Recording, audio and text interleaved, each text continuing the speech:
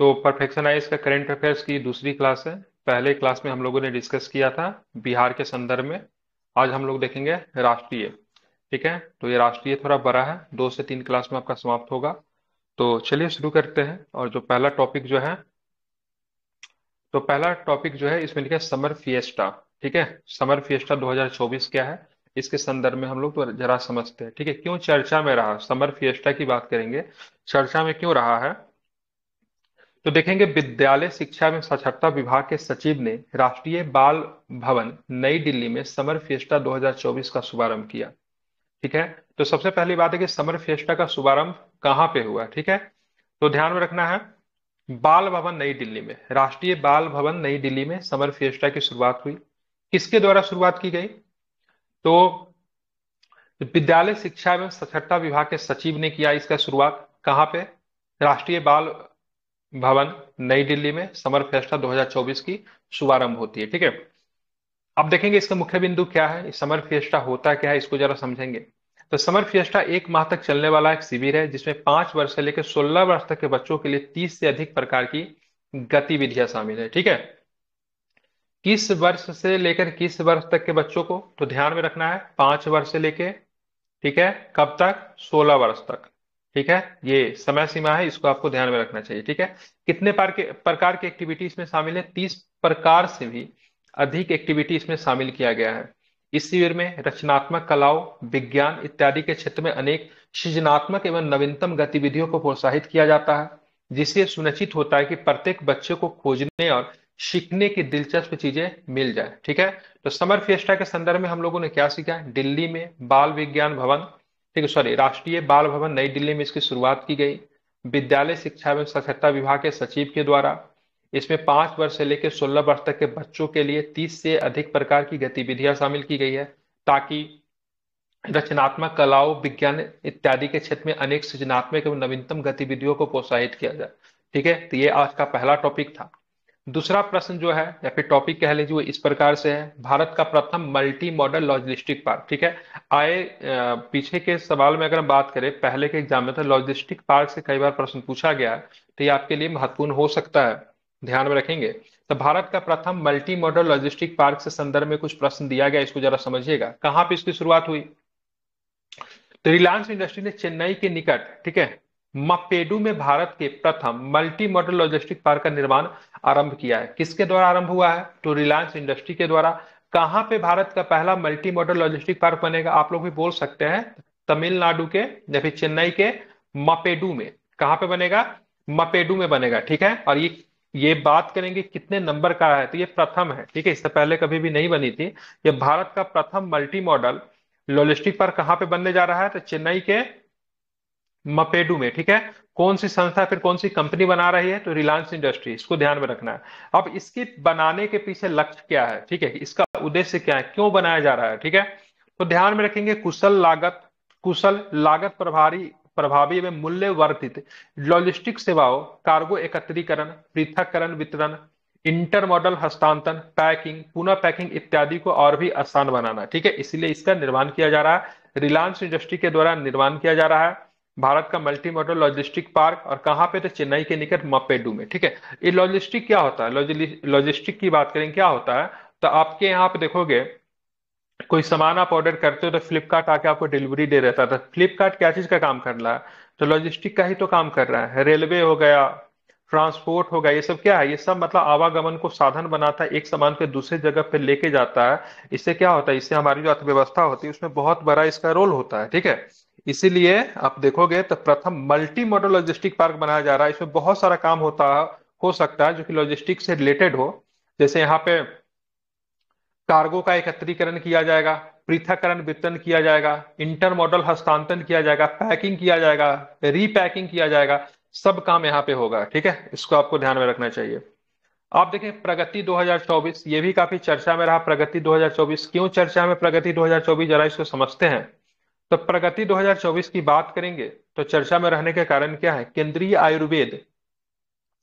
केंद्रीय आयुर्वेद अनुसंधान परिषद ने आयुर्वेद में शोध एवं नवाचार को प्रोत्साहित करने के लिए प्रगति 2024 कार्यक्रम शुभारंभ किया है। ठीक है, तो प्रगति 2024 कार्यक्रम किसके द्वारा शुरू किया गया है, तो ध्यान में रखना है, केंद्रीय आयुर्वेद अनुसंधान परिषद के द्वारा, जिसको हम लोग शीशी शी इसको क्या बोलते हैं, CCRAS, ठीक है, आई थिंक यही होता है, ठीक है।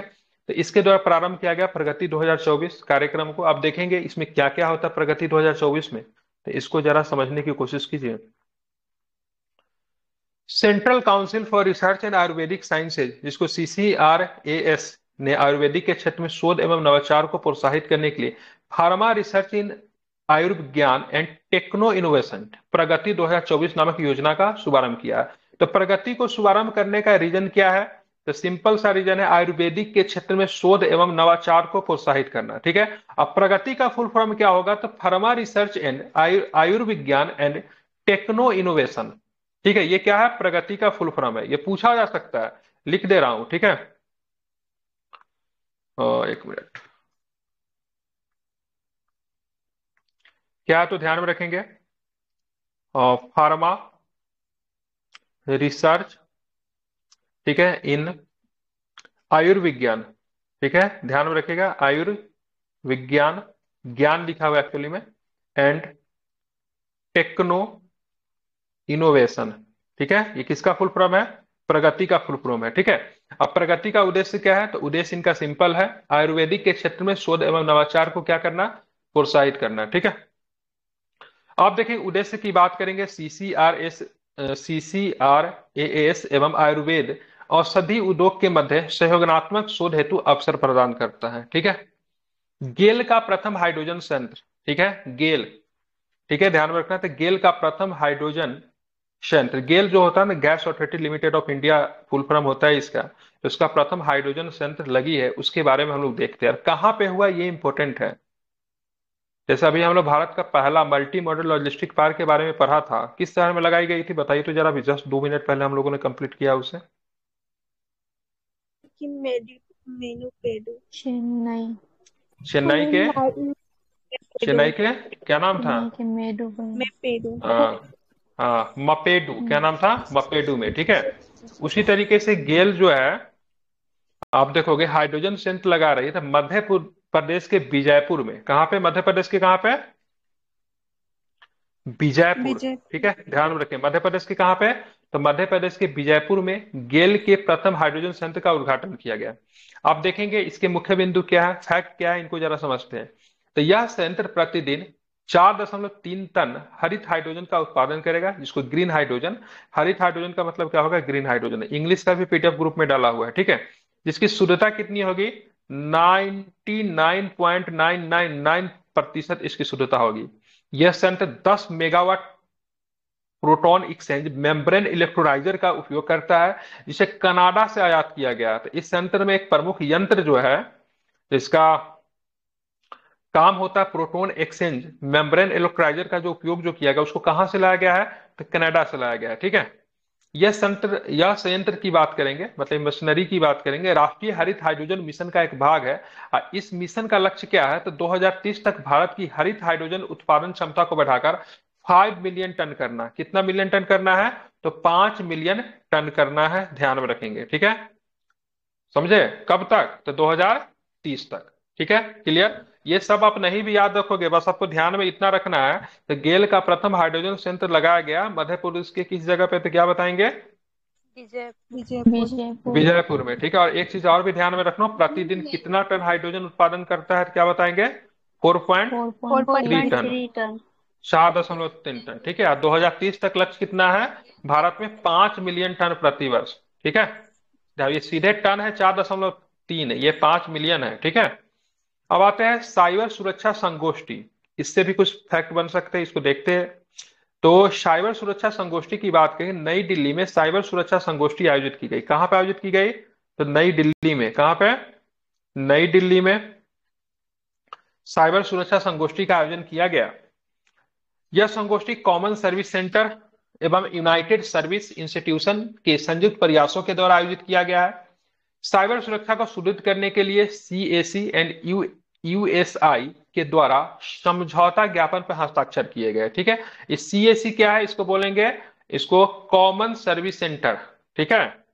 और USI क्या है? तो USI का क्या होता है? यूनाइटेड सर्विस इंस्टीट्यूशन, ठीक है। दोनों ने मिलकर एक समझौता ज्ञापन पर हस्ताक्षर किया है ताकि इस संगोष्ठी को अच्छा से बनाया जा सके, ठीक है। सीएससी ने विश्व की अग्रणी आईटी अधिसंरचना सेवा प्रदाता कंपनियों के सहयोग से ग्रामीण एवं सुदूर इलाकों में साइबर रक्षा कार्यक्रम का शुभारंभ किया है। साइबर सुरक्षा प्रशिक्षण संबंधी इस पहल ने महिलाओं के नए तकनीकी कौशल से युक्त किया है और साइबर सुरक्षा एम्बेसडर के रूप में उन्हें उभरने का मतलब क्या किया है, तो अवसर प्रदान किया है, ठीक है। ये भी आपको ध्यान में रखना है। बस आपको इसमें महत्वपूर्ण चीजें क्या ध्यान में रखना है, ये संगोष्ठी जो हुआ साइबर सुरक्षा से संबंधित कहाँ पे हुआ, तो नई दिल्ली में हुआ। इसमें दो कॉमन इंस्टीट्यूशन का नाम आपको ध्यान में रखे जो कि सर्विस मतलब ये संगोष्ठी को संपूर्ण करवाया, पूरा करवाया है। उसका नाम क्या है, सीएससी, जिनको कॉमन सर्विस सेंटर कहते हैं। और साथ में मतलब क्या हुआ, यूनाइटेड सर्विस इंस्टीट्यूशन, जिसके यूएसआई कहते हैं। इन्हीं दोनों के प्रयासों से इस संगोष्ठी को सफल बनाया गया, ठीक है। कहाँ पे, तो नई दिल्ली में, ध्यान में रखना है। तिरुवनंतपुरम, तिरुवनंतपुरम आप लोग जानते हैं किसकी राजधानी है, तिरुवनंतपुरम, ठीक है, केरल की राजधानी है, ठीक है।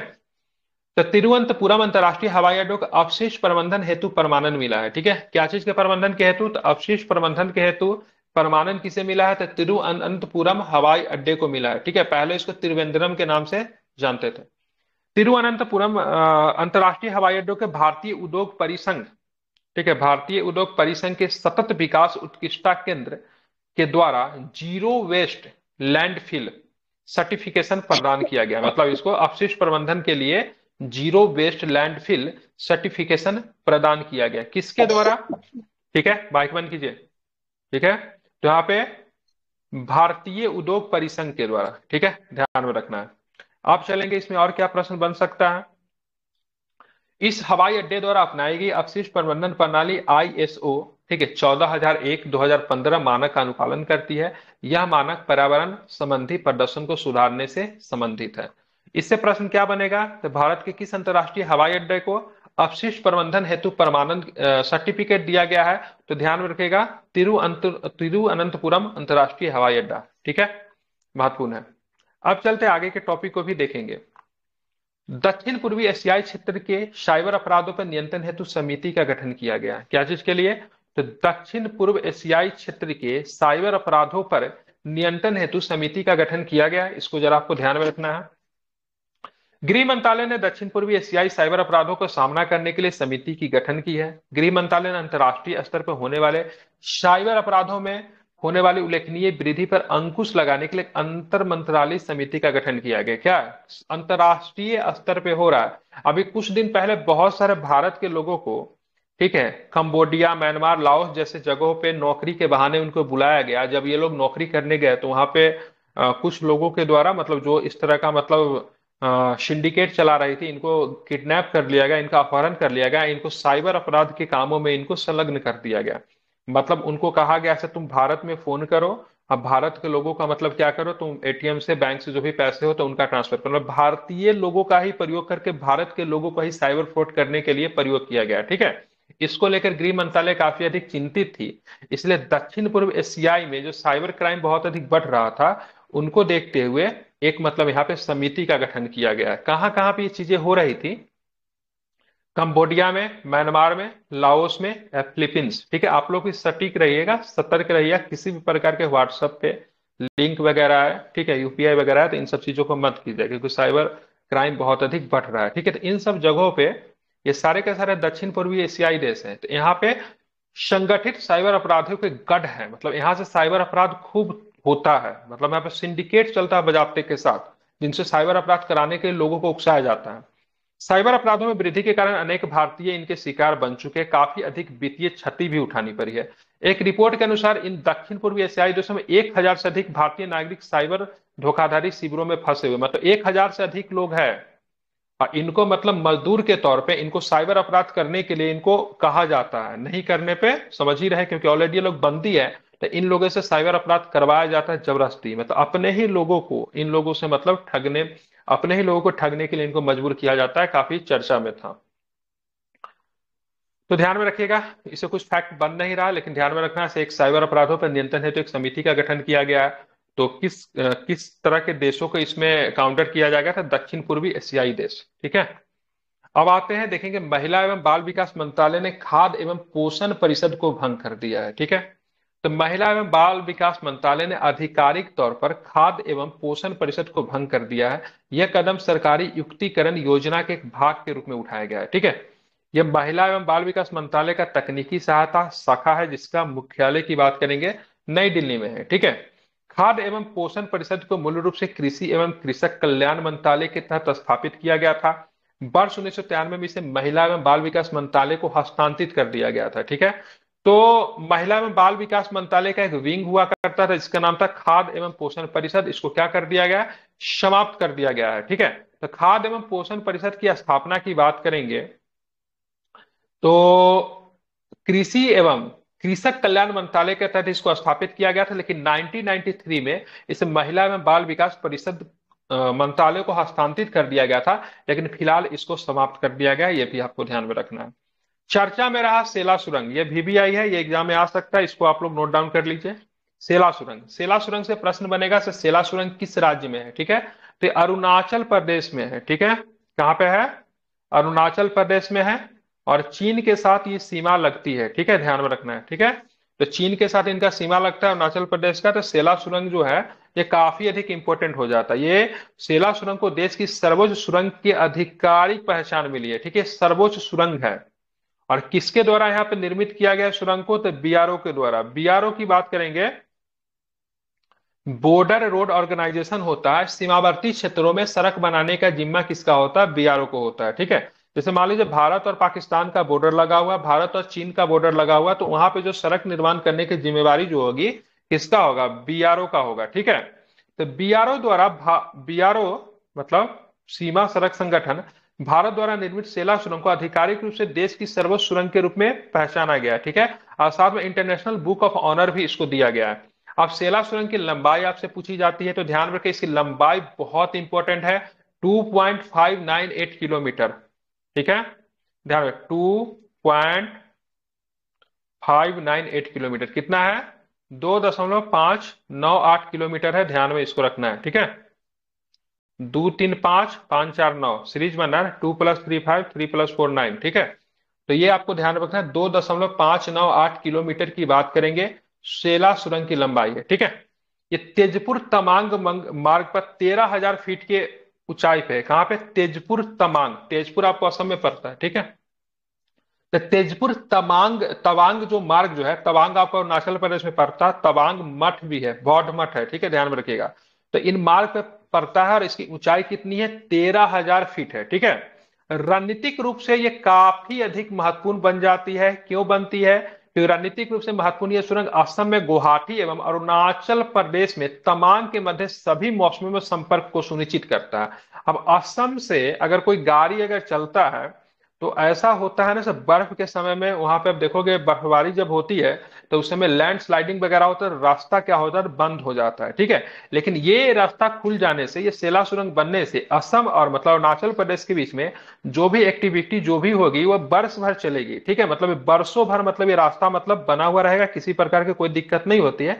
और कभी हो सकता है अरुणाचल प्रदेश को लेकर अगर चीन के साथ हमारा मतलब मतभेद होता है, ठीक है, फेसअप होता है, तो ये रास्ता काफी अधिक मदद हो सकती है हमारे सेना को सूचना या फिर किसी प्रकार की सहायता पहुंचाने में बहुत अधिक इंपॉर्टेंट रोल करेगी। आपको पता होना चाहिए पूरे अरुणाचल प्रदेश को चीन का कहना है कि तिब्बत का आई थिंक पश्चिमी भाग कहता है। ठीक है, वो कहता है ये तिब्बत का हिस्सा है। ठीक है, और तिब्बत पे वो अपना अधिकार बताता है, तो इस तरीके से पूरा अरुणाचल प्रदेश को ही मतलब क्या करता है, चीन क्लेम करता है। ठीक है, तो ये काफी अधिक इंपॉर्टेंट रोल होगा जब भी हमको जब भी हमको चीन के साथ फेसअप होगा, तो वहां पे ये सेला सुरंग काफी अधिक इंपॉर्टेंट रोल अदा कर सकती है। दुनिया की सबसे लंबी डबल लेन सुरंग है। ठीक है, हाइट कितना है, दो दशमलव सॉरी लंबाई कितनी है, 2.598 किलोमीटर, और हाइट की बात करेंगे तो 13,000 फीट पे ये बनाई गई है। ठीक है, ध्यान में रखना है। साथ में किसके द्वारा बनाया गया, तो BRO के द्वारा बनाया गया। इंपॉर्टेंस क्या है, तो यह सुरंग बनने से किसी भी मौसम में चीन बॉर्डर तक भारतीय सेना की पहुंच आसान हो जाएगी, उनको मदद भेजा जा सकता है। सेना का अगर एक्स्ट्रा अगर संख्या अगर होगा तो उनको समय पे वहां पे पहुंचाया जा सकता है, किसी भी मौसम में, चाहे मौसम कैसा भी हो, बाधित नहीं होगा। ठीक है, ध्यान में रखना है। एम्स नई दिल्ली, चर्चा में था। एम्स जानते हैं भारत का सबसे बड़ा एम्स जो है नई दिल्ली में ही है। चर्चा में क्यों था इसको जरा हम लोग समझते हैं। ठीक है, एम्स नई दिल्ली में university of Bolton institute of medicine के साथ चिकित्सीय शोध, नवाचार एवं शिक्षा के क्षेत्र में एक समझौता ज्ञापन पे हस्ताक्षर किया है। तो एम्स नई दिल्ली की बात करेंगे तो यूनिवर्सिटी नहीं, यूनिवर्सिटी ऑफ बोल्टन होना चाहिए, ठीक, गलत लिखा हुआ। University of Bolton institute of medicine के साथ चिकित्सीय शोध, मतलब मेडिकल रिसर्च जिसको कहते हैं, तो एवं नवाचार मतलब नए चीजों का प्रयोग करना एवं शिक्षा के क्षेत्र में एक समझौता ज्ञापन पर हस्ताक्षर किया है। तो प्रश्न पूछा जा सकता है कि चिकित्सीय शोध, नवाचार एवं शिक्षा के क्षेत्र पे, ठीक है, एम्स नई दिल्ली ने किस अंतरराष्ट्रीय संस्था के साथ समझौता किया है? तो university of Bolton institute of medicine के साथ किया है, यह आपको ध्यान में रखना है।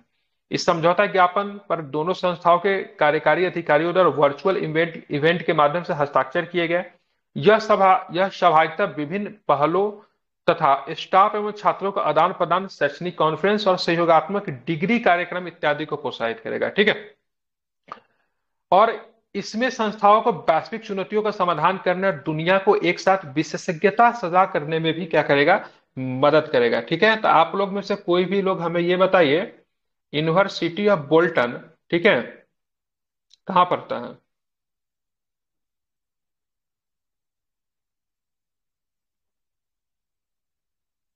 बताइए, किस देश में पड़ेगा बोल्टन? इंग्लैंड में पड़ता है, ठीक है। कहाँ पे है? इंग्लैंड में है, ठीक है।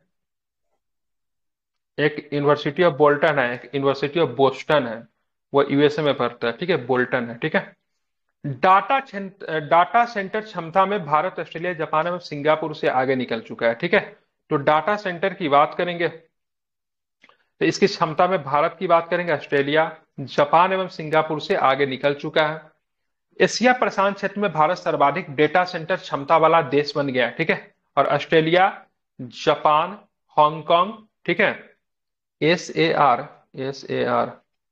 क्या होगा एस ए आर, ठीक है, सिंगापुर एवं कोरिया जैसे देशों से आगे निकल चुका है, ठीक है। किस क्षेत्र में? तो इंडो पैसिफिक, ठीक है, इसको एशिया पैसिफिक कहते हैं। तो इस क्षेत्र में आप देखो कि भारत जो है ऑस्ट्रेलिया से भी, जापान से भी, सिंगापुर से आगे निकल चुका है, ठीक है।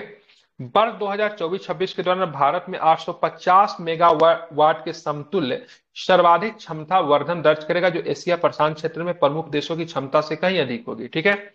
वर्ष 2023 में 255 मेगावाट की नई आपूर्ति इसमें जुड़ गई, जिसके वर्ष के अंत तक कुल स्टॉक 1330 मेगावाट तक पहुंच जाएगा, ठीक है। तो डाटा सेंटर क्षमता के मामले में भारत जो है, बात करेंगे ऑस्ट्रेलिया, सिंगापुर और जापान से आगे निकल चुका है। सारे के सारे एशिया प्रशांत क्षेत्र के देश है ये, ठीक है, इसको आपको ध्यान में रखना।